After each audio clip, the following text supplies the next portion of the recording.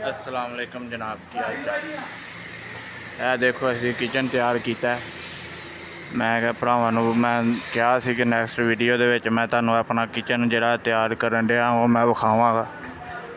ਠੀਕ ਹੈ, ਇਹ ਅਸੀਂ ਕਿਚਨ ਤਿਆਰ ਕੀਤਾ ਹੈ। ਜਦੋਂ ਲੱਗੇਗਾ ਤੇ ਉਸ ਤੋਂ ਬਾਅਦ ਵੀ ਮੈਂ ਵੀਡੀਓ ਨੈਕਸਟ ਜਿਹੜੀ ਅਪਲੋਡ ਕਰਾਂਗਾ। ਠੀਕ ਹੈ, ਇਹ ਇਹਦਾ ਥੋੜ੍ਹਾ ਜਿਹਾ ਕੰਮ ਜਿਹੜਾ ਬਾਕੀ ਉਹ ਹੋ ਰਿਹਾ। ਇਹਦੇ ਦਰਾਜ਼ ਨੇ ਸਹੀ ਹੈ।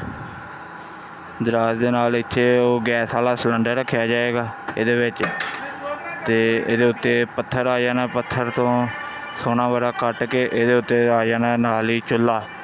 ਉਹ ਇੱਥੋਂ ਦਾ ਸਾਊਦੀ ਅਰਬ ਦਾ ਚੁੱਲ੍ਹਾ ਵੀ ਮੈਂ ਤੁਹਾਨੂੰ ਚੈੱਕ ਕਰਾਵਾਂਗਾ। ਠੀਕ ਹੈ, ਬਾਕੀ ਅਲਮੋਨੀਅਮ ਦੀਆਂ ਪਾਕਿਸਤਾਨ ਖਿੜਕੀਆਂ ਚੱਲ ਰਹੀਆਂ ਨੇ। ਇਹ ਇੱਥੇ ਨੇ R50 ਦੀਆਂ ਖਿੜਕੀਆਂ। ਠੀਕ ਹੈ, ਇਹ R50 है, ये पाकिस्तान नहीं आया। ਇਹਦੇ ਅੰਦਰ ਬਾਰਿਸ਼ ਅਤੇ ਮਿੱਟੀ ਘੱਟਾ ਜਿਹੜਾ ਉਹ ਐਂਟਰ ਨਹੀਂ ਕਰਦਾ। ਠੀਕ ਹੈ, ਇਹ ਸਾਰੀਆਂ ਉਹ ਖਿੜਕੀਆਂ ਨੇ।